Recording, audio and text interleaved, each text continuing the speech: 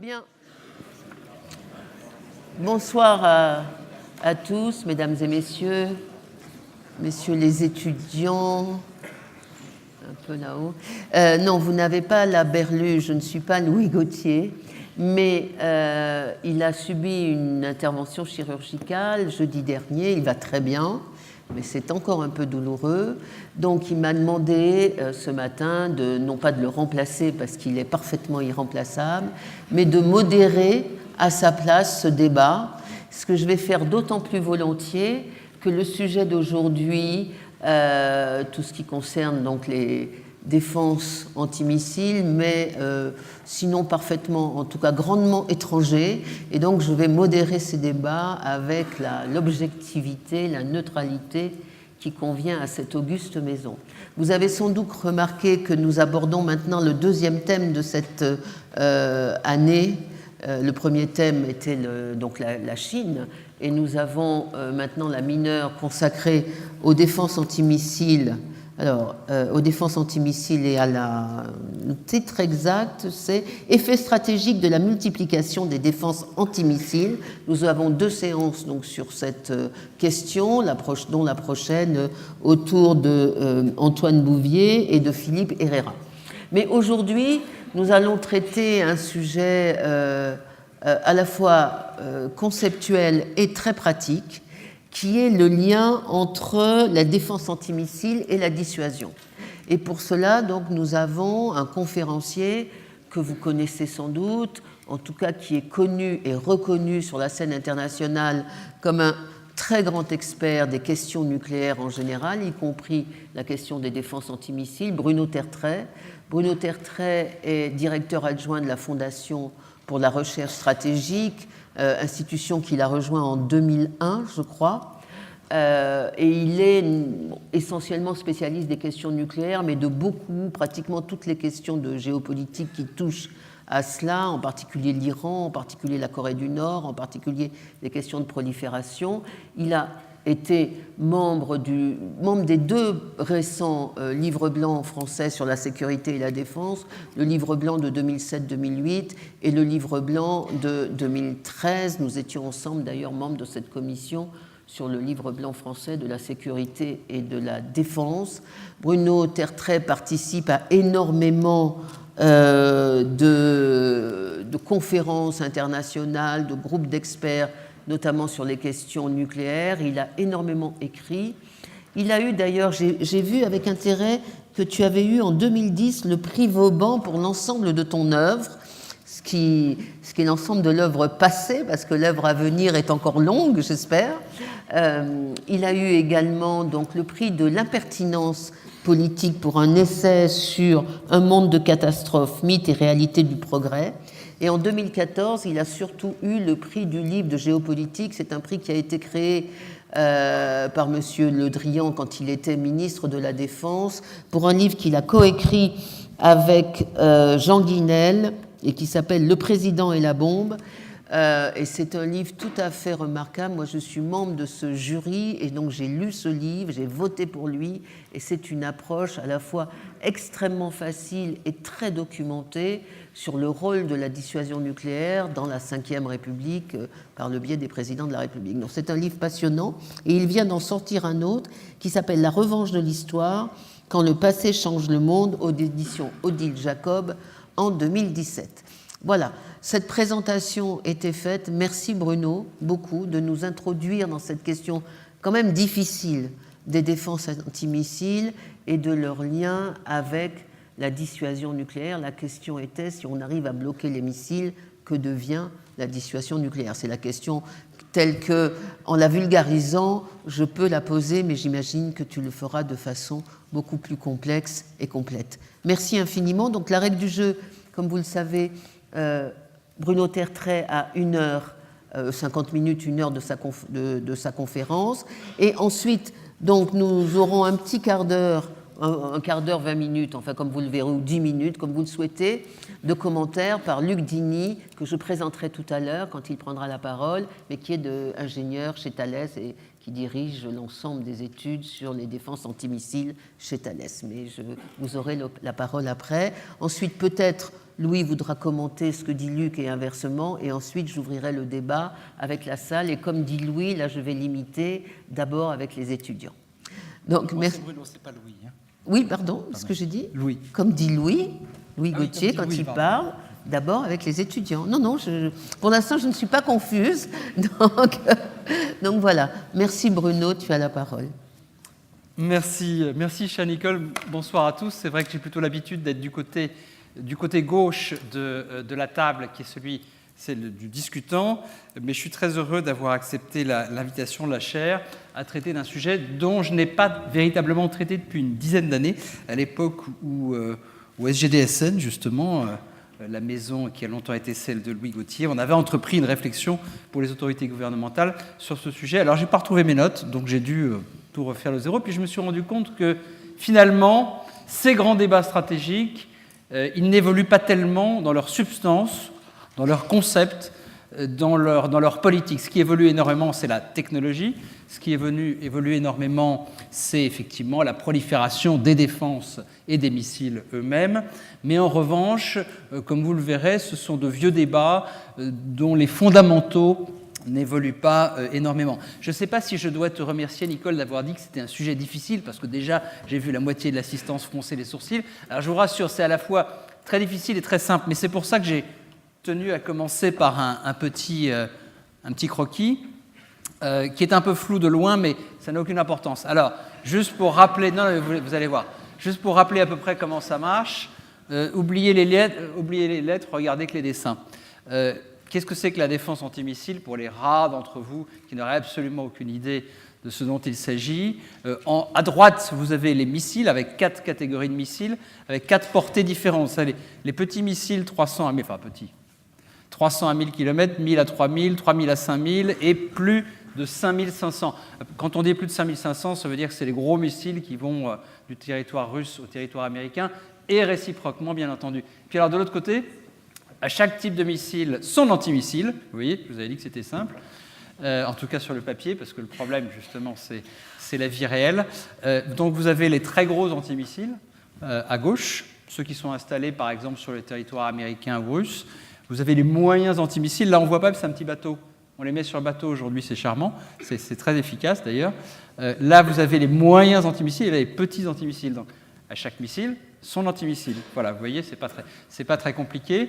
Avec, bien sûr, devant ces petits cônes de lumière rouge, c'est pour éclairer l'espace, on va dire. Je simplifie un peu trop, hein, Luc, t'inquiète pas, je vais compliquer les choses. Voilà, pour voir, on voit un missile qui arrive, et donc, voilà, il y a une balle qui va heurter l'autre balle, et hop, la menace a disparu. C'est formidable, la défense antimissile. Si ça ne coûtait pas aussi cher, ça serait vraiment formidable. Donc voilà la base. Hein. Désolé pour ceux qui connaissent ça par cœur. Moi, j'ai un raisonnement assez simple sur le sujet et qui s'efforce d'être aussi peu idéologique que possible. D'abord, je rappellerai que c'est l'une des plus vieilles querelles stratégiques. C'est une question sur laquelle, à mon avis, on a souvent des raisonnements trop simples, y compris dans le discours politique français. Je crois que c'est une querelle qui rappelle un petit peu le sexe des anges ou ce type de querelle théologique. Et au fond, je crois que les deux peuvent tout à fait coexister. On peut tout à fait se fier à la fois à la dissuasion nucléaire et à la défense antimissile. Alors, je précise que mon sujet, ça va être essentiellement, puisque c'est ça qu'on m'a demandé, la dimension stratégique des défenses antimissiles. Il ne s'agit pas de savoir si c'est une bonne idée ou une mauvaise idée de protéger les forces déployées en opération, par exemple, contre une menace de missiles à très courte portée. Ça n'est pas mon sujet. Mon sujet, c'est véritablement comment est-ce qu'on défend les intérêts les plus essentiels d'un pays, le territoire, la population, les villes. Est-ce qu'il vaut mieux se fier à la dissuasion? Est-ce qu'il vaut mieux se fier à la défense antimissile? Les deux à la fois? Dans quelle mesure? Voilà. Quand je dis que je suis au niveau stratégique, je m'adresse à ce niveau-là et non pas à celui du champ de bataille. Je vous expliquerai pourquoi, à mon sens, c'est au fond un sujet qui est au moins autant politique que militaire, et peut-être plus politique que militaire au fond. Et je conclurai en disant que, je ne vais pas vous dire exactement ce que je vais conclure, sinon... voilà. Mais enfin, vous verrez dans mon raisonnement que finalement, je suis quelqu'un de très pratique et que pour moi, c'est la question du coût-efficacité, finalement, qui est centrale dans cette affaire. Alors, donc, je vous ai montré comment ça se passait en théorie. Un autre exemple qui montre bien, c'est à peu près la même chose, mais ça montre que quand on est sur le sujet des défenses antimissiles, on parle de couches successives, couche basse, couche haute, couche endo-atmosphérique, ça se fait à l'intérieur de l'atmosphère, et couche exo-atmosphérique, ça veut dire que ça se fait à... Merci, c'est bon, il y en a qui suivent, je vous remercie. Donc je reviens à mon raisonnement. C'est l'une des plus vieilles querelles d'experts. Ça veut dire que ça touche à des notions extrêmement simples, presque philosophiques. C'est l'épée contre le bouclier, l'offense contre la défense, l'actif contre le passif, etc. C'est des raisonnements très simples. Et c'est un débat très ancien, puisque faut-il se fier plutôt à la dissuasion ou faut-il se fier plutôt à la défense antimissile ? C'est un débat qui a commencé dès l'apparition des missiles balistiques, c'est-à-dire dans les années 1940. Et quand on se plonge un petit peu dans l'historique de ce débat, on voit que les débats des années 1960, par exemple, font écho à ceux des années 90, 2000, 2010. Et on retrouve, par exemple, un discours très célèbre du secrétaire américain à la défense, Robert McNamara, le même que celui du Vietnam, qui ne croit pas à la défense antimissile, qui trouve que c'est trop cher, qui trouve que ce n'est pas forcément très fiable ou très efficace, et puis qui va perdre la bataille parce que les Soviétiques se mettent à déployer des défenses antimissiles, et surtout la Chine fait son premier essai nucléaire en 1964. Et là, Robert McNamara est obligé de dire, bon, devant la pression politique, devant la pression du Congrès, qui se lève comme un seul homme pour dire comment on ne peut pas laisser les Chinois menacer le territoire américain. C'est-à-dire, bon, d'accord, on va faire un petit système de défense antimissile pour se protéger contre les États voyous. L'État voyou, c'est la Chine. La Chine, c'est l'État voyou de l'époque, c'est la Corée du Nord de l'époque. Vous regardez la manière dont les Américains parlent de la Chine au milieu des années 1960, ils en parlent exactement à peu de choses près, comme on parle de la Corée du Nord aujourd'hui. Et donc l'idée est de dire, avec l'Union soviétique, on espère que la dissuasion, ça va fonctionner, mais on craint que la Chine ne soit pas totalement sensible au charme de la dissuasion nucléaire, et donc, allez, on va faire un petit système de défense antimissile, et donc les Américains commencent à construire ce système de défense, se rendent compte très vite que ça coûte très cher, que la guerre du Vietnam pompe beaucoup de ressources, et puis finalement, la Chine va devenir plutôt un pays vers lequel on veut s'ouvrir. C'est évidemment la rupture stratégique de Nixon et Kissinger. Donc finalement, on ne va pas véritablement faire de défense antimissile contre la Chine. Quand on regarde ces débats des années 60, et j'y viendrai tout à l'heure à propos des aspects plus conceptuels et théoriques, on voit que finalement, ces débats ont énormément d'écho avec ceux des débats contemporains. La suite de l'histoire, elle est connue. Le projet qu'on a appelé guerre des étoiles, c'est-à-dire qui était véritablement ambitionnait de se substituer quasiment à la dissuasion. Puis après la guerre froide, le président Bush père va dire, bon, allez, on n'a plus besoin d'une grande défense antimissile, mais peut-être une petite défense antimissile, au cas où il y aurait quelqu'un qui appuierait sur le bouton de manière malencontreuse ou non intentionnelle, et donc contre ce risque de lancement accidentel ou non autorisé, comme on disait à l'époque, il faut quand même une petite défense antimissile. Et puis, c'est la découverte de la rapidité, de l'ampleur des programmes iraniens, nord-coréens, indiens, pakistanais, et puis la prolifération balistique devient au début des années 90 de plus en plus préoccupante. Donc on revient à cette idée de se protéger contre ceux que les Américains appellent les États voyous. Ça débouchera sur le retrait américain du traité ABM, on en parlera tout à l'heure, qui donne les mains libres à l'administration américaine pour faire un petit peu ce qu'elle veut dans le domaine des antimissiles. Donc débat très ancien, mais un débat quand même dont les paramètres évoluent. La technologie a énormément évolué. Au début des programmes de défense antimissiles, vous voyez les petits machins qu'on lançait sur la droite, là, ils avaient une arme nucléaire au bout. On faisait de l'interception nucléaire. Il y a encore un pays qui en fait, on en parlera tout à l'heure. Aujourd'hui, on n'est pas du tout dans les mêmes paramètres techniques, on essaie littéralement d'intercepter un missile avec un missile. Et puis surtout, la menace n'est plus du tout la même. Aujourd'hui, vous avez une petite dizaine de pays, je crois que c'est 7 ou 8 pays, qui disposent de missiles hors OTAN, enfin hors pays alliés, qui disposent de missiles balistiques à moyenne et longue portée, c'est-à-dire de plus de 1000 km. Il y a bien sûr de nouveaux acteurs nucléaires, et s'il y a 30 ans, il y avait un seul pays doté de défense antimissile, et encore de faible ampleur, c'était l'Union soviétique. Aujourd'hui, il y en a une dizaine en Europe, au Moyen-Orient, en Asie, etc. Donc un débat ancien, un débat dont les termes sont connus depuis longtemps, mais qui évolue quand même du point de vue de la technologie et de la prolifération.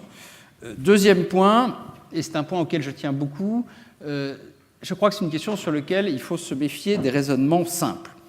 Est-ce que c'est efficace? Est-ce que c'est pas efficace? Est-ce que c'est stabilisant ou déstabilisant?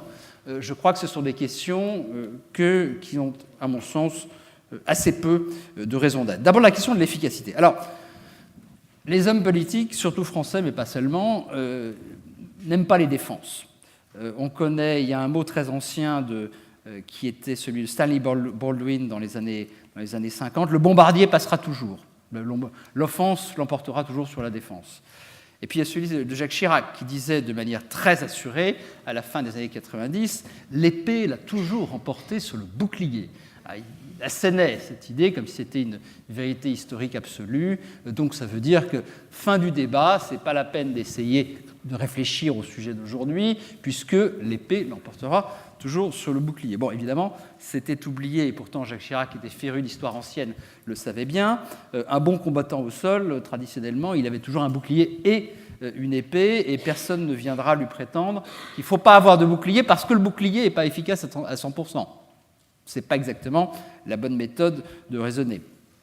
Alors, comme pour tous les systèmes de défense, je crois que c'est un sujet sur lequel il faut, quand on essaie de penser l'efficacité de ces outils, tout simplement mesurer en probabilité de succès dans un scénario précis. Et oui, ça se prête moins au grand raisonnement philosophique qu'affectionnait Jacques Chirac, c'est un peu plus ennuyeux, mais pour voir si tel ou tel système antimissile est efficace ou pas efficace, il faut dire qu'est-ce qu'il a comme chance de succès face à tel type de missile dans un scénario donné.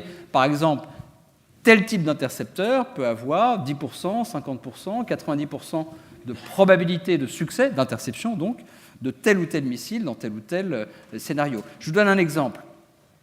Un missile intercontinental nord-coréen aurait, si on se fie aux essais qui ont été faits par les États-Unis, il y a beaucoup à dire sur ces essais parce qu'on a souvent tendance à les présenter de manière assez favorable, on va dire. En gros, on peut calculer qu'avec 4 intercepteurs, 4 lancements, il aurait entre 95 et 100% de chances de fonctionner. Voilà.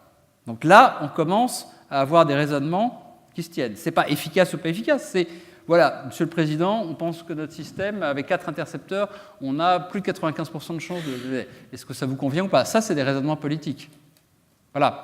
Mais la question efficace ou pas efficace n'a pas, à mon avis, beaucoup de raison d'être. Il faut mesurer en probabilité de succès, tout simplement.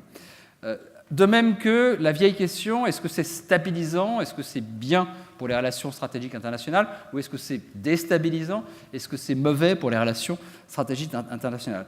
Alors, là encore, c'est souvent le travail de l'analyste, mais il faut complexifier, pardon pour ce mot horrible, il faut complexifier le sujet. Il y a un mot qu'on aime beaucoup, là encore, dans le débat stratégique international, en France notamment, mais pas seulement, c'est la stabilité stratégique. D'abord, on adore la stabilité. La stabilité, c'est merveilleux, c'est censé être toujours mieux que l'instabilité. C'est un autre sujet, mais qui mériterait tout un cycle de conférences. Mais la stabilité stratégique, vous avez sûrement déjà vu, lu, entendu cette expression dans les discours, dans les grands discours politiques. Alors, qu'est-ce que c'est? Il y a deux choses différentes. Il y a la stabilité stratégique du temps de paix.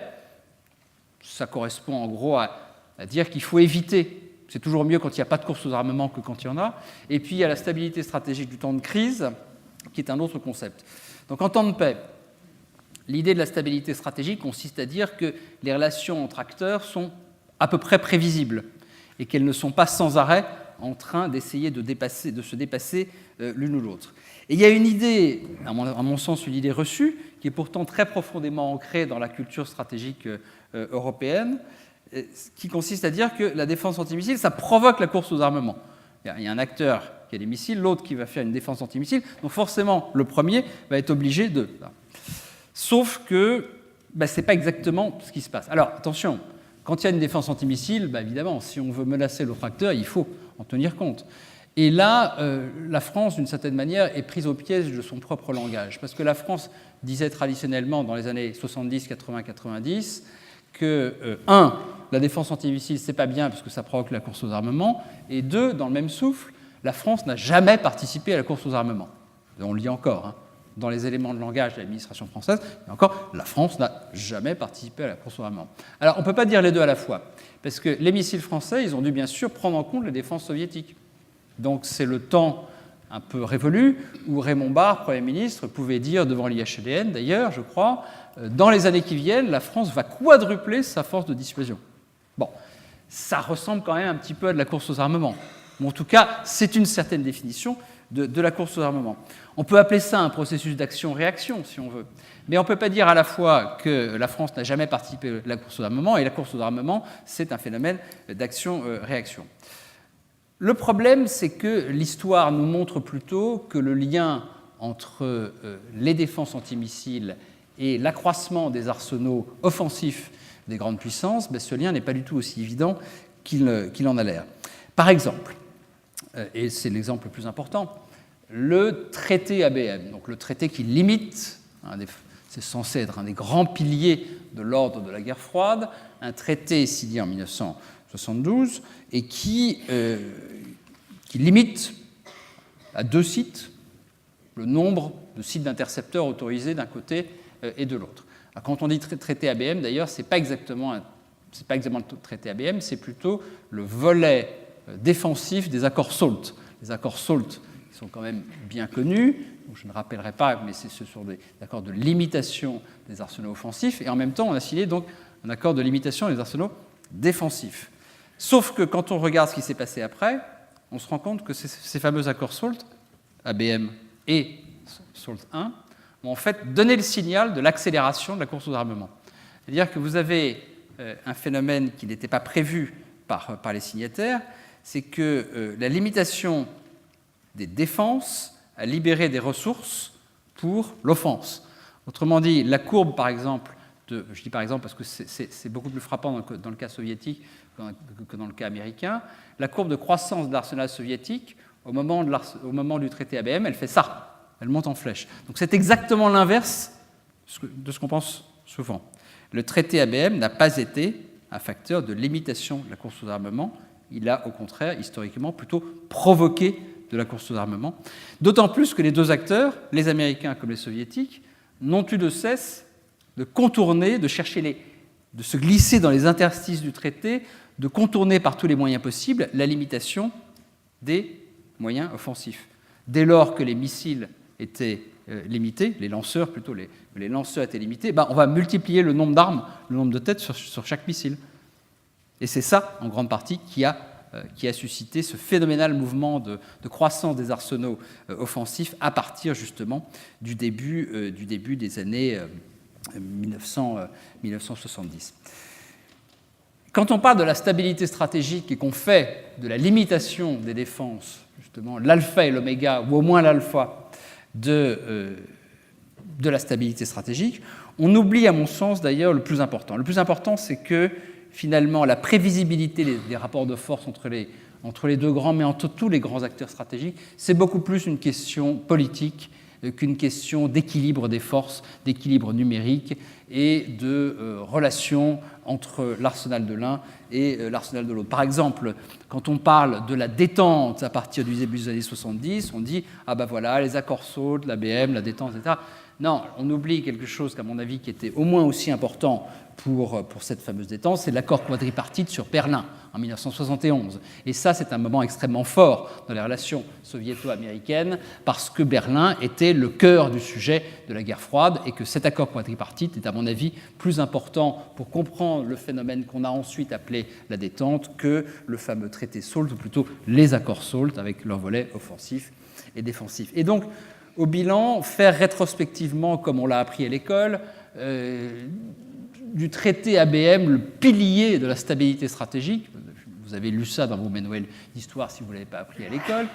Ça me paraît quelque chose, ça me paraît une sorte de reconstruction a posteriori d'un affrontement, d'une compétition politique qui était infiniment plus complexe que des simples calculs d'offense et de défense. Alors, avance rapide jusqu'à aujourd'hui pour voir comment ce problème de la stabilité stratégique et de la course aux armements se pose aujourd'hui. Commençons par les programmes américains. Les programmes américains de défense antimissiles stratégiques, c'est-à-dire de protection des territoires, ils restent aujourd'hui assez limités. Ça ne va peut-être pas durer, mais ils restent aujourd'hui assez limités. Il y a 44 intercepteurs. Vous voyez ceux de gauche sur mon croquis tout à l'heure, enfin sur la planche tout à l'heure, les intercepteurs destinés à la protection du territoire américain, il y en a 44. Alors, si vous retenez le principe de tout à l'heure de 4 pour 1, on appelle ça shoot, look, shoot. C'est joli, c'est 2 intercepteurs, on regarde, ça n'a pas marché, on lance 2 intercepteurs de plus. Je simplifie un petit peu et Luc me dira que c'est beaucoup plus compliqué que ça, etc., et que tout le monde ne fait pas comme ça, il aura raison. Mais en gros, 44 intercepteurs, ça pourrait permettre d'intercepter avec entre 95 et 100% de chance une dizaine de missiles intercontinentaux nord-coréens. Alors le Congrès aujourd'hui en veut, dans le projet de budget pour l'année fiscale 2019, ils en veulent 60 de plus, donc ils en veulent 104. Donc ça pourrait aller jusqu'à 25-26 missiles interceptés. Interceptés, peut-être. Bon, donc voilà une idée de l'ampleur des programmes américains aujourd'hui. Alors, la question, et je vais détailler tout à l'heure, mais la question c'est contre qui? J'ai parlé de la Corée du Nord, mais est-ce que ça peut être aussi contre d'autres pays? C'est là que ça se complexifie parce que, à mon avis, pour la Russie, pas du tout, mais pour la Chine, peut-être. En tout cas, la Chine a peut-être raison de considérer que ces intercepteurs pourraient lui poser un problème. Les États-Unis, maintenant l'OTAN. Alors, l'OTAN en 2010, puis en 2012, a confirmé son programme de protection antimissile des territoires en disant et en répétant, je cite, que la défense antimissile de l'OTAN n'est pas dirigée contre la Russie, je cite, et ne nuira pas aux capacités de dissuasion stratégique de la Russie. Je cite encore. Alors, on va revenir sur l'aspect de la défiance entre la Russie et l'OTAN sur ce sujet, mais c'est vrai qu'il y a bonne raison technique pour dire ça. Autrement dit, l'interception, ce n'est pas un bouclier, justement. La défense antimissile, ce n'est pas un bouclier.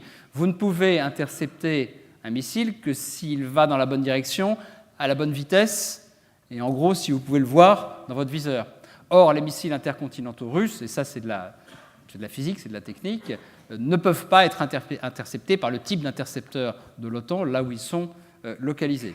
Sauf dans un ou deux cas extrêmes, très hypothétiques, où certains types de lancements à partir de certains points du territoire russe dans une certaine direction, là, il pourrait y avoir une probabilité d'interception. Ce qui est intéressant, c'est qu'aujourd'hui, au sein de l'OTAN, c'est une question assez consensuelle. En dépit de la perception d'une menace russe grandissante, personne ne veut rouvrir ce sujet et personne n'est en train de dire au Conseil de l'Atlantique Nord « Bon, allez, on a fait ça pour des missiles qui viennent du Sud, maintenant il faut le réorienter vers des missiles qui pourraient venir de Russie. » D'ailleurs, les quelques pays qui ont acheté, eux, des systèmes à courte portée pour se protéger, pour protéger essentiellement leurs forces, mais aussi une partie de leur territoire, contre des missiles russes à courte portée, donc pas du grand bouclier antimissile, mais plutôt du bouclier de théâtre, ceux-là, ils ne sont pas dans le système OTAN, ils ne sont pas branchés sur le système OTAN.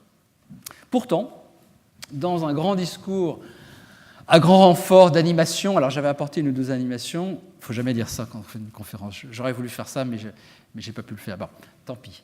Je voulais vous montrer quelques dessins animés qui sont issus de l'imagination fertile du complexe militaro-industriel russe et que vous avez peut-être vu lors du grand discours du 2 mars de Vladimir Poutine. Mais je vais, en l'absence d'images, donner quelques mots, rappeler quelques mots, parce que ce discours est important. Donc le 2 mars, lors de son message, s'appelle un message sur l'état de l'Union, comme par hasard, il imite exactement la formule américaine, ce n'est pas du tout par hasard. Et Poutine a passé quasiment 1 heure à parler de ces systèmes de défense antimissiles. Donc moi j'étais ravi parce que je savais que j'allais faire cette conférence. Donc j'ai lu ça, évidemment. Non mais c'est assez rare et assez important. Et que dit Poutine? Il dit, je le cite, qu'il a plein de nouveaux gadgets, de nouvelles farces et attrapes en développement, et que ce sont des systèmes qui sont, j'ouvre la guillemets, une riposte au retrait unilatéral des États-Unis du traité ABM et au déploiement concret de leur système de défense aux États-Unis et au-delà de leurs frontières. Si nous ne faisons rien, cela finira par aboutir à une dévaluation complète du potentiel nucléaire de la Russie, c'est-à-dire que tous nos missiles pourraient être interceptés, tout simplement. Donc là, vous voyez, il y a quand même un gros décalage entre ce que pensent les pays de l'OTAN, ce que disent les pays de l'OTAN, ce que font les pays de l'OTAN, et ce que pense Vladimir Poutine. Comment expliquer ce décalage? Et je vais passer quelques minutes sur ce sujet parce que c'est fondamental. Et c'est là qu'on voit, à mon sens, la question de l'antimissile, c'est une question peut-être plus politique que militaire. Au fond, ce que dit Vladimir Poutine, c'est l'avenir nous inquiète. Nous voyons les Américains déployer un peu partout des défenses antimissiles et nous ne pouvons pas être sûrs que dans quelques années, notre système de dissuasion sera encore efficace. Alors, moi, quand je vois ça, je prends ma règle à calcul, je regarde ce que ça donnerait, par exemple, de pouvoir intercepter 250 missiles russes. Allez, si on prend des missiles de type intercontinentaux russes, il faudrait au moins 1000 intercepteurs qui ne sont pas encore en service, 1000 futurs intercepteurs, des SM-3 Bloc 2A pour les spécialistes, ou qui auront une capacité supérieure aux intercepteurs actuels, pour pouvoir avoir une bonne chance, une quasi-certitude d'intercepter plus de 200 missiles, plus de 200, alors que la Russie a plusieurs centaines de missiles, bien sûr. Aujourd'hui, les Américains prévoient d'en construire 100 en 2024. Donc 100 missiles en 2024, contre 1000 pour pouvoir véritablement poser un gros problème à une option de frappe massive russe.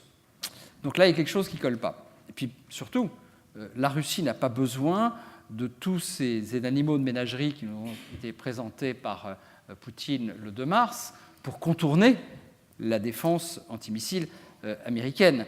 Il y a énormément de choses que la Russie peut faire en termes de trajectoire, notamment pour pouvoir percer un très hypothétique, puisqu'il n'existe pas aujourd'hui, qu'il n'est pas planifié aujourd'hui, bouclier américain. Donc là, on a un vrai sujet. Et donc le problème, c'est souvent le même avec la Russie dans les affaires stratégiques. La Russie est-elle sincère? Est-ce qu'elle croit à ce qu'elle dit? Est-ce que Poutine croit à ce qu'il dit dans son discours du 2 mars? Et je crois que là encore, il faut se méfier de réponses simples.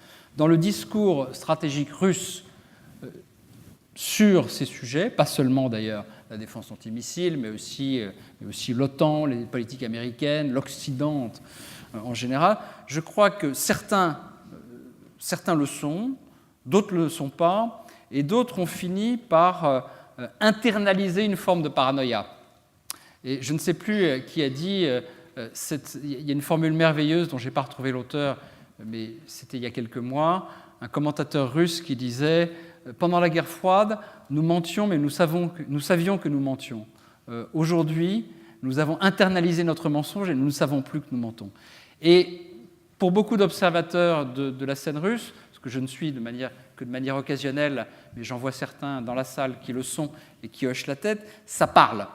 Il y a quelque chose de vrai. Donc moi, je ne peux pas vous dire si Poutine croit sincèrement tout ce qu'il dit dans son grand discours du 2 mars sur les antimissiles, mais d'une certaine manière, peu importe. D'une certaine manière, peu importe. Parce que je crois que pour Poutine, ce qui est le plus important dans ce discours du 2 mars, c'est de dire « Ma Russie ne subira pas le sort de l'Union soviétique.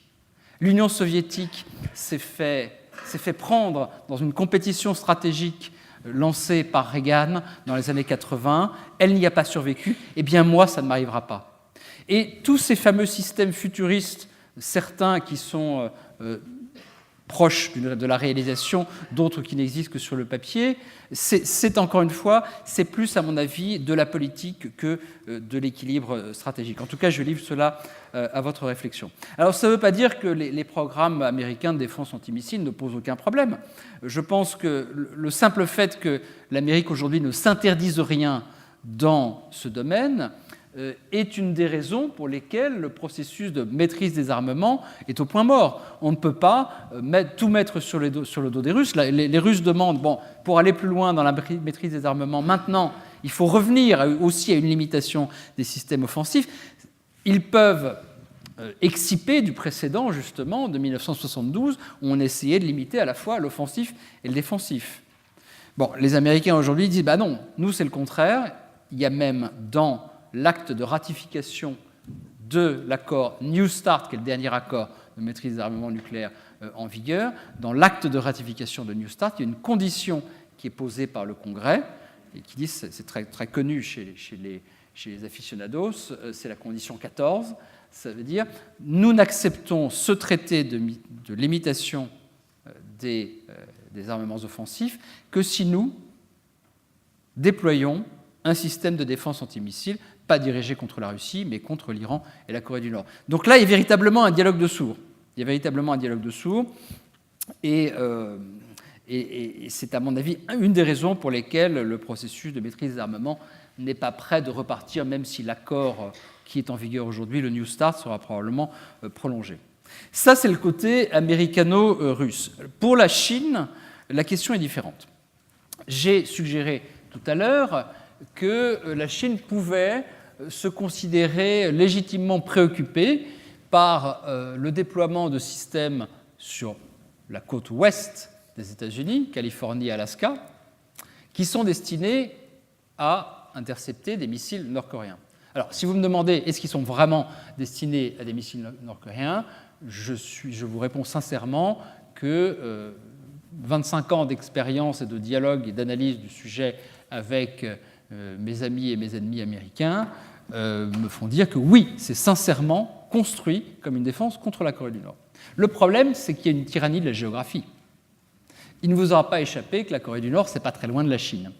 Et que donc, dans les faits, même si un système est conçu pour intercepter quelque chose qui vient de Corée du Nord, il peut aussi, dans certaines circonstances, là encore, avec certains profils de vol, intercepter certains missiles chinois. Il est possible que ce soit une des raisons pour lesquelles, comme l'Union soviétique et les États-Unis dans les années 70, la Chine soit en train de passer, pour une partie de son arsenal, aux missiles à tête multiple, parce que c'est plus facile pour dépasser les défenses antimissiles. Et c'est une des questions qui va être très intéressante de suivre dans les jours et les semaines qui viennent, puisque nous attendons, en ce moment avec l'administration Trump, c'est une surprise par jour, mais nous attendons une nouvelle surprise qui est les résultats de l'examen du passage en revue des défenses antimissiles. Ça s'appelle la Missile Defense Review, qui devait être publiée au mois de février et qui, à mon avis, en partie à cause de ce fameux discours du 2 mars, est plutôt attendu dans les semaines qui viennent. Il est probable que l'Amérique donne une réponse différente à la question « la défense antimissile doit-elle pouvoir intercepter un missile chinois ?» que ça n'avait été le cas sous les administrations précédentes. Je précise que sous l'administration Obama, on n'était pas forcément heureux de dire le territoire américain doit être vulnérable à une frappe chinoise. Au contraire, les responsables de l'administration Obama ont toujours dit nous laissons cette question ouverte, nous ne voulons pas y répondre, parce que pour nous, il n'est pas concevable de dire au peuple américain nous devons pouvoir être vulnérables à un missile chinois. Donc on ne répond pas à la question. Il est possible que l'administration Trump dise nous, on va répondre à la question et on ne veut pas être vulnérable à un tir chinois. Donc ça va être intéressant. Le langage sur la Chine, puisque c'est quand même une question qui reste très largement en friche dans la politique de l'administration Trump, cette question va recevoir des éléments de réponse dans les jours ou les semaines qui viennent. Alors ça, c'était la question de la stabilité générale, la stabilité stratégique en temps de paix. Ensuite, il y a la question du temps de crise, parce que, là je ne vais pas rentrer très loin dans le raisonnement, parce que c'est vraiment, comme disent les jeunes, un truc de geek, enfin, je ne sais même pas si on dit encore geek d'ailleurs, mais c'est vraiment pour les spécialistes. Est-ce que déployer un système de défense antimissile, ça n'est pas provocateur et déstabilisant, parce que ça risquerait d'inciter celui qui est protégé à tirer le premier, puisqu'il se sent protégé. S'il se sent protégé, il a moins peur de la riposte de l'autre. Et ça, ce sont des débats qui ont animé les responsables et les experts américains et soviétiques pendant des dizaines d'années. Il y avait notamment, pour ceux d'entre vous qui connaissent un peu les débats stratégiques des années 1960, une controverse célèbre entre deux grands penseurs, d'ailleurs deux très brillants esprits, j'ai eu la chance de connaître les deux, de connaître le deuxième, mais ce sont de très brillants esprits, Hermann Kahn et Thomas Schelling. Hermann Kahn, donc on est dans les années 60, il dit « La défense antimissile, ça renforce la crédibilité de la menace d'escalade en protégeant l'Amérique de la riposte, et donc c'est mieux pour la stabilité. » Thomas Schelling, qui est décédé il y a quelques années, lui disait « Mais non, la dissuasion va être instable, donc pas de stabilité stratégique, parce que si l'Amérique se protège, l'Union soviétique va croire que, se sentant protégée, elle va plus facilement frapper la première. » C'est un débat, alors c'est de la scolastique, hein, c'est vraiment... Bon, c'est un débat passionnant, mais qui me semble terriblement abstrait. Là encore, moi j'aime bien rentrer dans le concret et voir ce que ça donne concrètement dans les scénarios concrets. Et si c'est vrai que la pensée de Schelling, qui consiste à dire les défenses antimissiles, c'est pas bien pour la stabilité, a plutôt dominé la pensée américaine, on voit quand même aujourd'hui, surtout avec l'ouverture d'archives à la fois américaines et en partie soviétiques, mais il y a quand même beaucoup de témoignages du côté soviétique, que finalement ce qu'on a appelé, là encore dans nos manuels scolaires, la destruction mutuelle assurée, l'équilibre parfait, ça n'a en fait probablement jamais existé.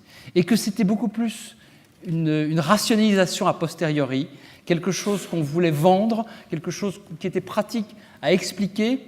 Donc cette idée qu'il y avait, on a appelé ça, un commentateur avait même appelé ça MAD, mais MAD, ce n'était pas une expression officielle, c'était une critique acerbe et grinçante de cette idée selon laquelle il était bon que les deux territoires soient vulnérables.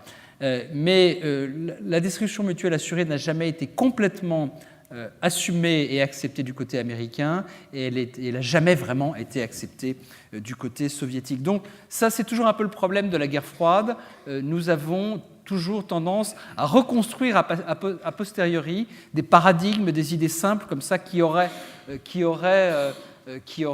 comme cela défini la guerre froide, alors que ces affaires étaient, à mon avis, beaucoup plus compliquées que cela. J'ai parlé de la Russie, de la Chine, de la Corée du Nord, mais ces trois pays n'existent pas dans des mondes séparés. Pour compliquer encore un peu les choses, je vous propose ce petit dessin qui montre que, là encore, la tyrannie de la géographie est incontournable et qui montre ce qui se passerait si l'Amérique essayait d'intercepter un missile venant de Corée du Nord. Le problème, c'est qu'il y a beaucoup de scénarios dans lesquels ça va se passer un petit peu dans le voisinage de la Russie. Là encore, la géographie, c'est la géographie. Donc, est-ce que ça ne risquerait pas de poser un problème, de créer un risque d'incompréhension et donc de crise majeure si les États-Unis essaient d'intercepter un tir venant de Corée du Nord, mais que l'intercepteur se dirige vers la Russie? Alors, ouvrir le débat, c'est pas forcément répondre à la question. Il y a de bonnes raisons de dire que ce risque est, là encore une fois, beaucoup plus conceptuel et théorique que pratique, parce que quand on s'ancre un peu plus dans le monde réel, on voit que ce sont des problèmes qui sont, pour tout un tas de raisons, on pourra y revenir, à mon avis, moins simples, moins compliqués à résoudre qu'il n'y paraît. Mais là, je montre ceci parce que ça fait partie des grands arguments qui interviennent dans le débat. Ah ben non, c'est pas bien la défense antimissiles parce que, oh là là, on va créer un risque d'incident avec la Russie. Mais en tout cas, ça fait partie des sujets qu'il faut prendre en compte. Et là, j'en arrive au cœur de mon sujet, d'une certaine manière, et pour dire qu'à mon avis, tous ces débats abstraits ont assez peu de valeur et que ces grandes controverses stratégiques, lorsqu'on les lorsqu'on cherche justement à les ancrer dans le monde réel, on s'aperçoit qu'il n'y a pas d'antinomie entre la dissuasion et la défense, entre l'épée et le bouclier, et que les deux peuvent finalement parfaitement coexister l'un avec l'autre. Et cette vieille querelle stratégique, là encore, scolastique, sexe-dégens et tout ça, la défense antimissile est-elle un substitut à la dissuasion ou un complément à la dissuasion? Pour moi, le débat est très facilement tranché. Elle peut à la fois renforcer la dissuasion et compléter celle-ci. La défense antimissile, ça peut renforcer la confiance d'un acteur en sa propre dissuasion. Si le défenseur sait qu'il n'aura pas nécessairement à répondre à une agression majeure par une riposte nucléaire, cela peut renforcer sa confiance en sa propre dissuasion. Par ailleurs, cela peut amoindrir la tentation de l'adversaire d'exercer un chantage en escomptant que nous n'oserions pas, vous n'oserez pas répondre par une arme nucléaire. Vous dites, ah, vous voyez, moi j'ai ceinture et bretelles, donc c'est vous qui décidez. Je simplifie un peu les choses. C'est terriblement conceptuel et abstrait tout ça, mais justement, je crois qu'il faut se méfier de ces raisonnements.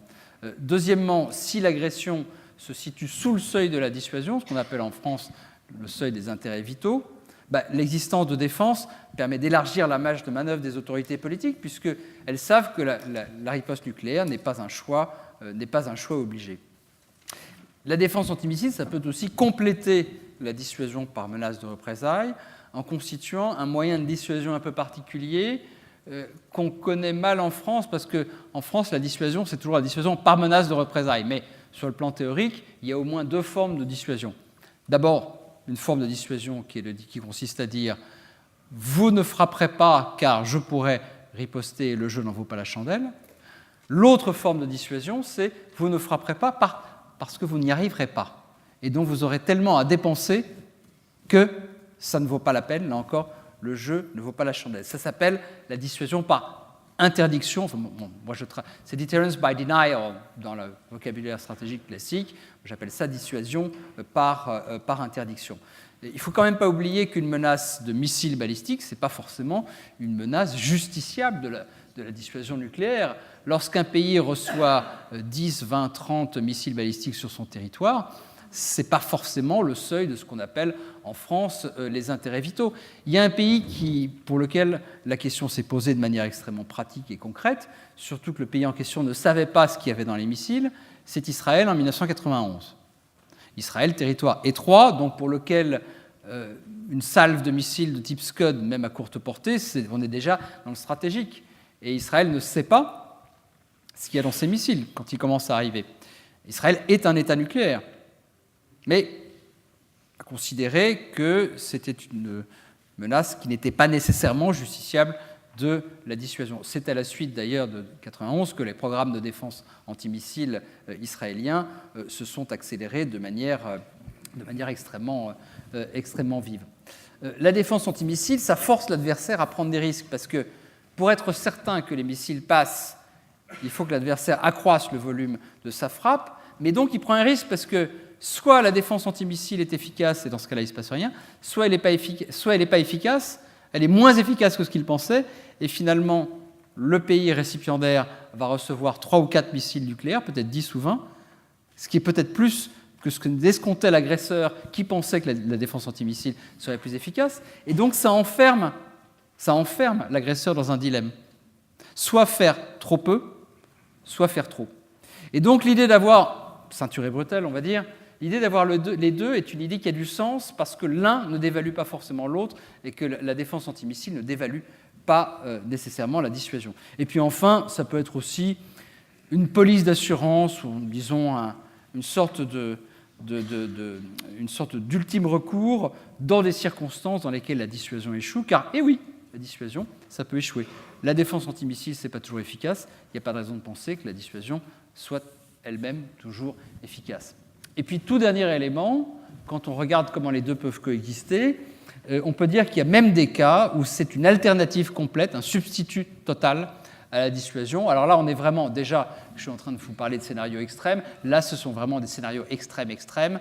C'est ceux qui sont ceux du président américain Bush père, dont je vous parlais tout à l'heure, qui avait imaginé un système contre les les frappes non autorisées ou accidentelles. C'est-à-dire qu'en gros, il y a quelque part sur le territoire russe un général un peu dingue qui s'est saisi qu'il y a les codes de lancement de quelques missiles et qui décide de déclencher la 3e, la 4e ou la 5e guerre mondiale à lui tout seul. Bon, c'est à ce type de scénario qu'on pensait notamment dans les années 90. Bon, certains peuvent imaginer ce scénario vis-à-vis d'un pays comme le Pakistan. Je ne suis pas sûr que ça soit réaliste, hein.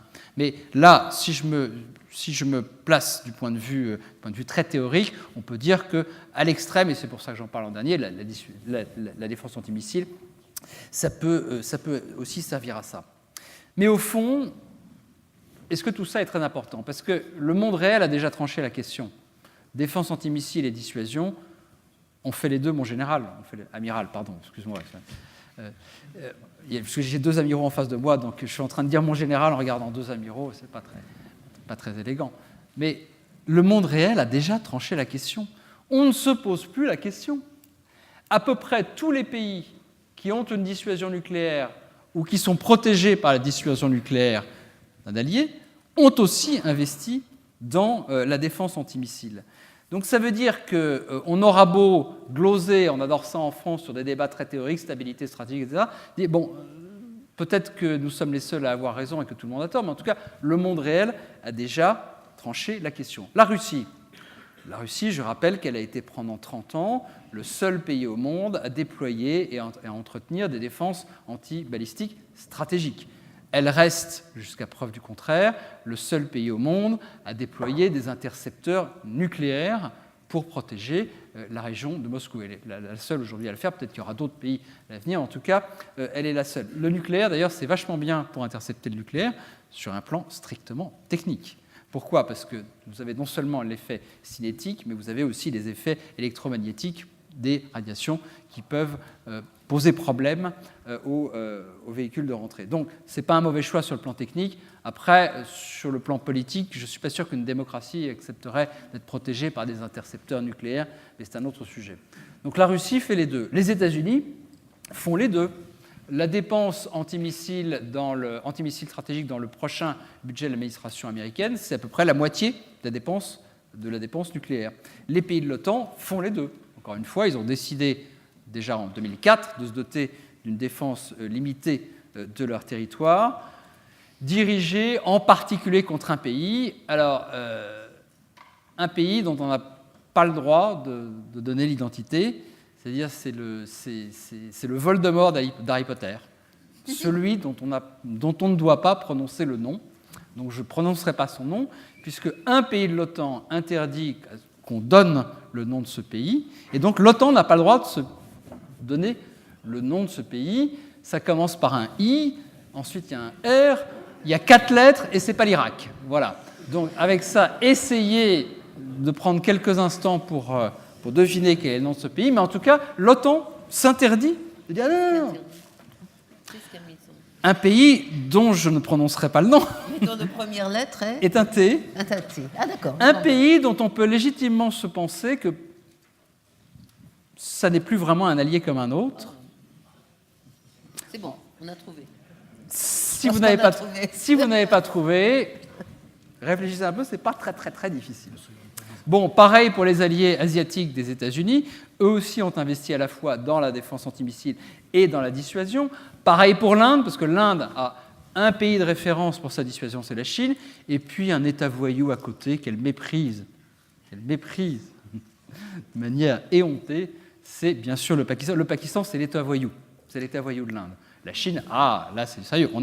Quand on est en Inde, on aime se comparer à la Chine. Voilà, de grande puissance à grande puissance, alors que le Pakistan, c'est l'État voyou, donc les défenses antimissiles, c'est évidemment pour le Pakistan. Et puis enfin, il y a celui qui a le plus investi dans la défense antimissile, en termes relatifs bien sûr, mais surtout vu sa taille, c'est bien sûr Israël pour ce pays. La menace balistique est à la fois... Il n'y a plus de différenciation entre le tactique et le stratégique, puisqu'un Scud, un missile Scud, j'ai parlé des Scud irakiens qui tombaient sur Israël en 1991, c'est évidemment déjà un missile stratégique, mais c'est aussi cette taille réduite qui lui permet d'avoir pour ambition un système multicouche qui le protège quasiment de tout type de défense antimissile depuis depuis les roquettes tirées depuis la bande de Gaza, c'est le système Iron Dome, jusqu'aux missiles iraniens à longue portée.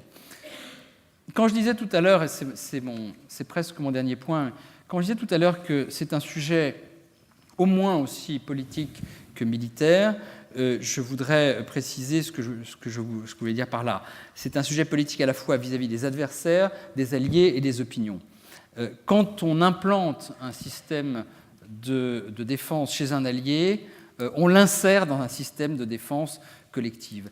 Et je crois que, pour revenir à la Russie tout à l'heure et pour reposer cette question, que craint la Russie, que pense vraiment la Russie sur cette question, si la Russie a aussi vivement réagi au déploiement de systèmes de défense antimissile fixes à l'époque en Pologne par l'administration Bush-fils, c'est parce qu'elle avait très bien compris que ce que ça voulait dire, c'était que la Pologne est désormais totalement insérée dans l'orbite de défense des États-Unis. D'ailleurs,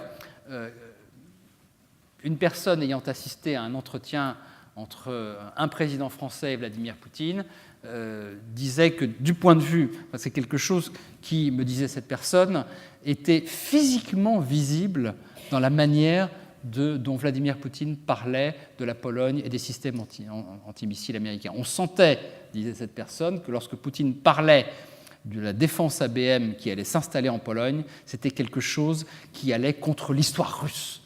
Ce sont ses mots, pas ceux de Poutine et pas les miens.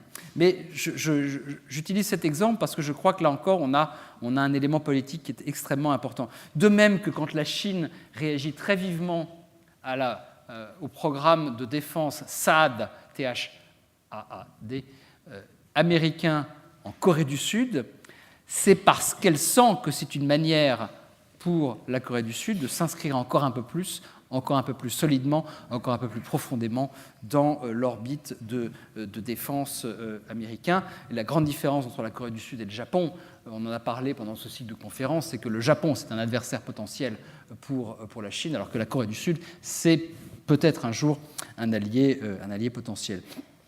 Au-delà de cela, je crois, sans pousser trop loin la symbolique, qu'il y a dans la réaction de certains pays à ces systèmes antimissiles quelque chose de presque psychanalytique. On dirait que c'est comme si la défense antimissile était castratrice.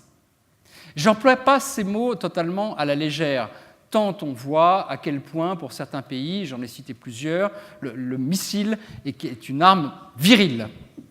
Et la manière dont certains dirigeants parlent de leur missile laisse à penser qu'ils ont eu un problème avec leur maman.